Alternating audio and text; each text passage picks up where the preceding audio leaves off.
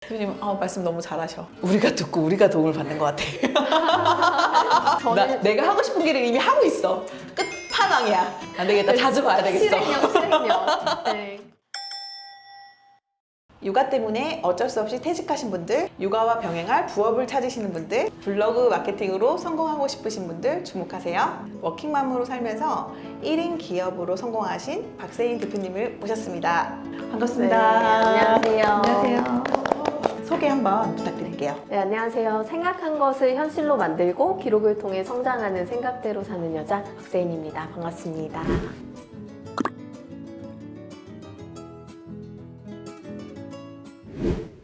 생각대로 산다는 말씀이 너무 멋있네요. 오늘은 소셜 브랜딩, 휴먼 브랜딩, 사랑복닷컴 대표님이신 박세인 대표님을 모셨는데요. 요즘에 지금 무자본 창업이 좀 이슈가 되고 있어요. 네. 무자본 창업으로 9년 정도 이어오고 계신데 오늘 대표님이 들려주실 알찬 이야기가 좀 많이 궁금해요. 그럼 한번 시작해 볼까요? 우선 1인 창업, 소셜 마케팅, 무자본 창업, 지식 노마드 창업 같은 요즘 정말 핫한 아이디어들이 대표님이 무려 9년 전부터 시작을 하셨어요. 대표님의 창업 시작 단계의 스토리를 좀 듣고 싶어요. 제가 그걸 처음 시작했을 당시에는 개인 브랜딩이나 퍼스널 브랜딩에 대한 인지가 전혀 없는 시장이었고 기껏해야 블로그 마케팅 공구 같은 게 좀 활성화가 되어 있을 그런 시기였어요. 그래서 원래 뭐 지식 창업, 뭐 노마드 창업 이런 걸 하려고 준비한 게 아니라 그냥 저는 어떤 유통회사를 다니면서 벤더로서 물건을 판매하는데 되게 저렴한 가격으로 이제 상품 공수가 되니까 그러면은 그 저렴한 가격을 우리 블로그에도 한번 팔아서 부가 수익이 나는 거는 너 인센티브로 줄게 이렇게 대표님이 제안을 하시더라고요. 그래서 이거 되게 쏠쏠한 제안인데 하면서 제 블로그에다가 이제 물건을 올려서 팔기 시작했어요. 근데 그게 한두 달도 안 돼서 이제 제 월급을 넘어서더라고요. 인센티브가. 이제 시작하자마자 그 이상의 돈이 막 창출이 되니까 저도 그 유통 라인을 그대로 들고 와서 공동구매로 이제 시작을 하게 됐거든요. 그러면서 안정적으로 처음에는 세일즈 블로그로 시작을 하면서 이쪽으로 진출을 하게 됐어요.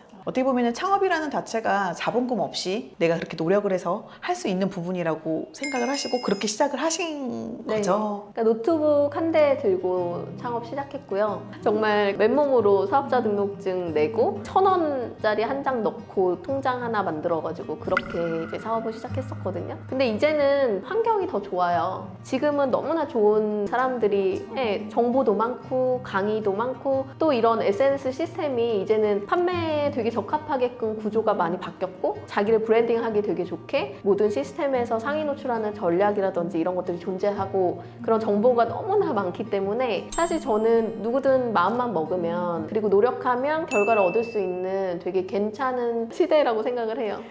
그러면은 저희가 이제 보면은 창업이라는 단어가 좀 어려운 부분이 있어요. 많은 분들이 생각하실 때 나 창업하고 싶어 이런 생각들을 사실 많이 하잖아요. 그럴 때 어떤 얘기를 주시는 부분이 있다면 좀 말씀 주시면 너무 좋을 것 같아요. 그러니까 저는 저의 가장 큰 강점이 실행력이라고 생각을 하거든요.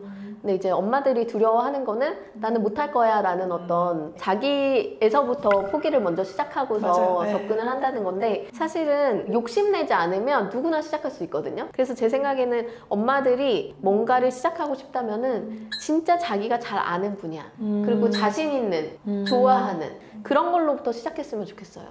그러면 성과를 내는 게 어렵지 않다고 생각하거든요. 내가 처음부터 무슨 어마어마한 성과를 내겠다 이런 생각 말고 작은 시장 안에서 제대로 된 결과를 내겠다라는 어떤 목표를 가지고 움직였으면 좋겠다는 생각이 들어요.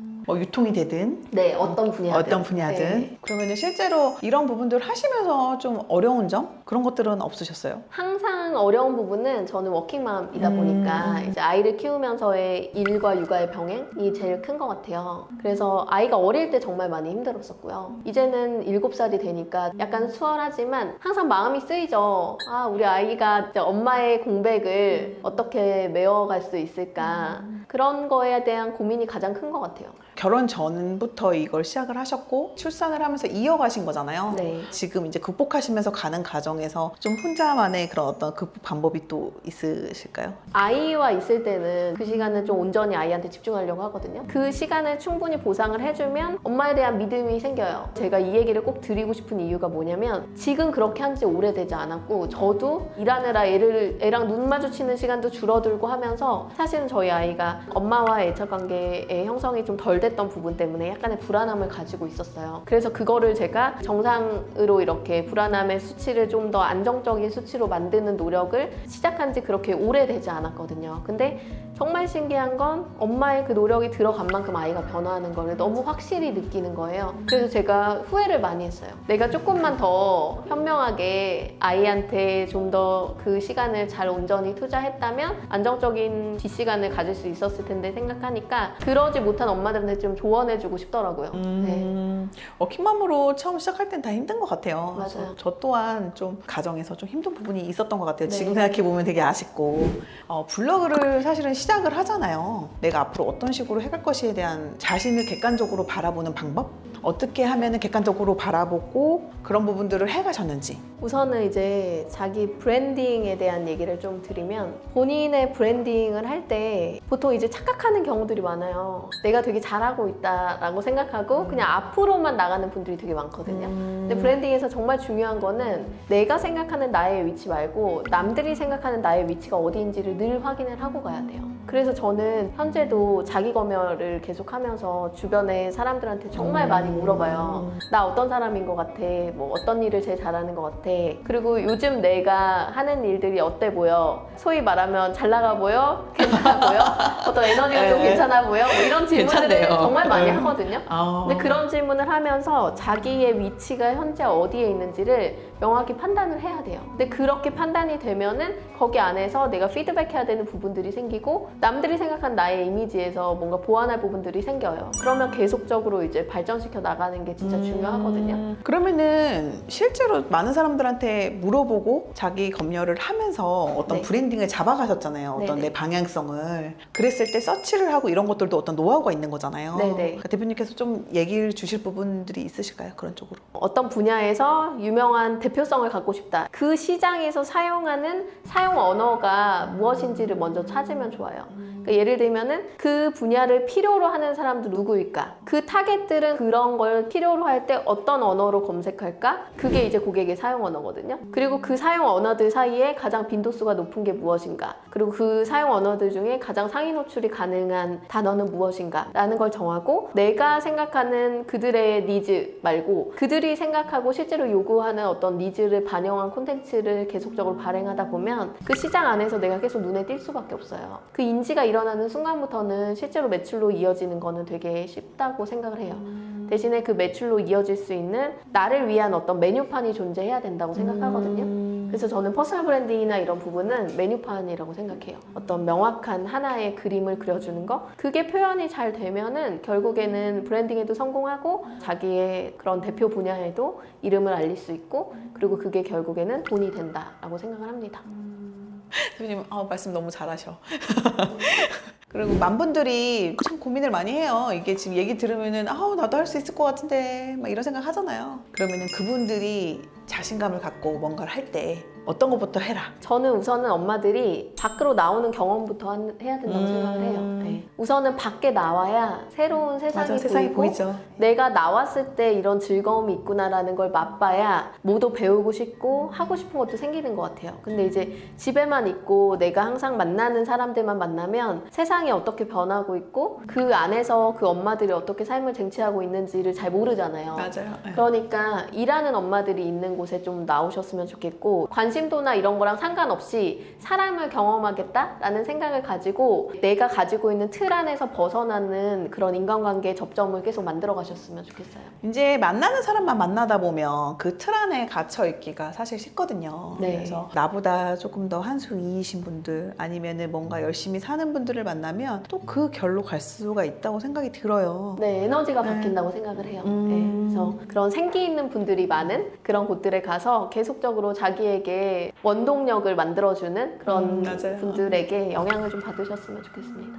대표님이 이제 9년 동안 어떻게 보면 블로그를 운영을 해오셨잖아요. 네. 근데 글을 쓰는 어떤 노하우라든지 어떻게 하면은 좀 쉽게 접근할 수 있다라는 노하우? 우선 첫 번째로는 읽는 사람을 생각한 글쓰기가 정말 중요해요. 사용자 측면, 고객의 측면에서 이 글이 도움이 될까 안 될까라는 관점을 보고 글쓰기를 시작하시면 내용 구성하시는 게 좀 더 쉬워지실 거고요. 또 하나 두 번째 팁은 뭐냐면은 가독성에 대한 부분인데요. 우선은 가독성을 높이기 위해서 저는 글 쓸 때 꼭 읽어보라고 말씀을 드려요. 내가 써놓고서 이게 가독성이 있는지 없는지. 네네. 그러니까 가독성은 눈으로 보이는 음. 거지만 그것뿐만이 아니라 잘 읽히는 글이 됐을 때 가독성이 좋아지거든요.